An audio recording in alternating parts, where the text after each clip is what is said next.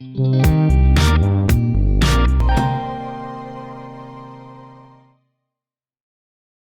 name's Keith Outala. I'm the program coordinator for the Forestry Technician program at Confederation College. So our program is focused on sustainable forest management. We spend a lot of time outside with labs. We start both years with field schools. So the first 10 days or 2 weeks of the class of each year.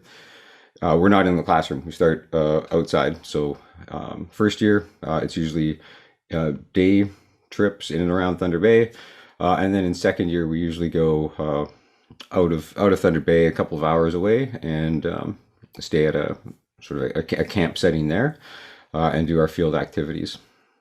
Great. Do you oversleep in these camps, or is it just like a day and coming back in the evening?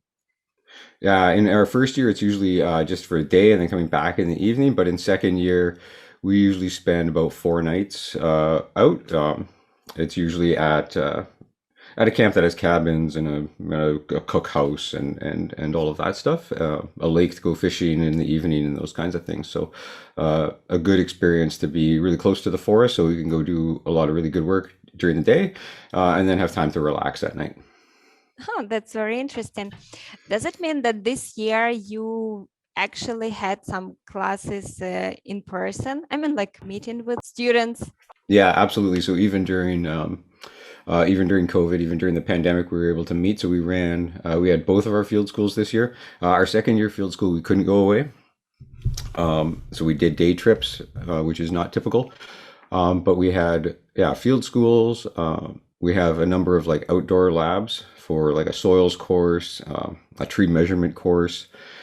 Those were all running in person. And quite safe because it was going to be, outside and easy to distance. And then even some of our other classes, our biology courses now, ecology course right now, they're meeting in person, just limited to 10 people. So where we really need to meet, the college is very good. The college will say like, okay, it's important that we meet. We can't do this virtually. It's impossible. Forestry with tools and measurements and identification of things, you need to do it in person, hands-on. Do you have some special equipment, something interesting except of the laptops? Yeah, there's actually a fair amount of technology in forestry, and we introduce students to some of those. So some of them are, very, very simple, old style. We still use compasses, printed maps, those kinds of things. GPS units, of course, for navigating to find where we are in the forest is important. But things like drones we use to do forest inventory work. So those usually come out. Some of the equipment that we do use for measurements is technical, electronic equipment, and then a fair amount of GIS, so computer mapping. Students take 2 courses in that in our program because it's a real important part of forest management. We've got to do sustainable forest management, you need to know where everything is. You need to know that inventory. It's a lot of information for us to store, so we use computer software to do that, and so we take 2 courses in that at the college. What is the typical group size? How many students are in one group? Yeah, our intake, our cap is 32 students. And in the first year, our forestry students take a number of courses together with the environmental technician students.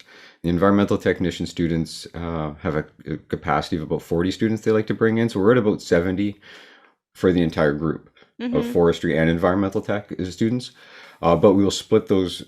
We might be together for like a lecture type of class, but when we get into hands-on practical labs, usually 3 sections, so 20, low 20-ish kind of students. And then as we get into second year, forestry students they sort of diverge from environmental and they take their own set of courses. And at that point, we've usually lost a couple of people for whatever reason this wasn't going to work out for them, and they've moved on, taken another course. Maybe they've transferred to the environmental technician program. And so we're looking at maybe about mid-20s or so, 20, 24, 25, something like that for our class sizes in second year. Can they go directly to work, or do they need to transfer to another program, maybe get a bachelor degree? Yeah, that's a good question. So both. I mean, students can definitely just continue on with work after our program. One of the things that's unique about the forestry program at Confederation College is that we have two mandatory co-ops.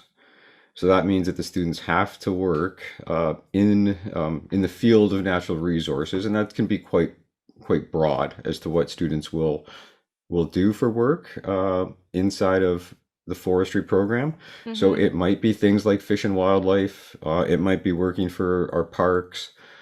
It might be working for big companies, our government, small consulting companies, a very diverse number of companies or organizations that would hire our students, and also doing quite a diverse range of work. So now students have two mandatory co-ops. So they do one in between year 1 and 2 in that summer. And then they do one at the end of their second year. So at the end of your second year of academics, you've done all your work, but you still need to go on this placement, this co-op. It's paid co-op. It's with these companies. And what's great about that as it relates to work is that sometimes students will get a contract that continues, right? That it's not a 4-month summer contract, but it becomes a 6-month or an 8-month contract. Occasionally students will, go into full-time work. There's lots of work across Canada in forestry. Students will go work in different provinces all the way across Canada over to BC. And other students will go on. So Lakehead University, which is 2 kilometers away from the college, has a great forestry program. And our students will get 2 for 2. So you do 2 years at the college, that counts for 2 years at the university. You go right into your third year, and then can get a forestry degree in a number of different specializations that department has. Okay, so what do you think is the perfect applicant for this program? Yeah, we've got a pretty sort of low entrance requirements. So we have quite a sort of an open policy on accepting students in. I would say academically, the one thing that a number of students will struggle with is the mathematics. So you might come into forestry thinking there's not a lot of math. We're going to be outside, and as long as I can count a couple of things, I'm okay. But there is a fair amount of math in forestry work, how we do our work, how we do our samples, our calculations. So then there's a lot of math inside of the program as well. And that's one thing that students are sometimes not prepared for, are not expecting. But at the college, we've got a number of resources, tutors, all kinds of help that's available if students are struggling. Are there many international students in this particular program? Yeah, international students in forestry. So if I have 30 students come in, I probably have most years at least one, maybe 2 or 3. So not a huge number, but I've had currently I have a student from the Ukraine. I had a student from I had a student, and then I had a student from the Ukraine graduate 2 years ago, and he's doing really well. He went on. He took it's a conservation officer, which is like a police officer for wildlife. I guess they enforce all of our wildlife rules. So he went and took a program at another college, a 1-year program after ours, and now he's pursuing that line of work. Actually, he just called me yesterday to touch base. And then we've had students, from China, Korea. My experience with my international students has been great.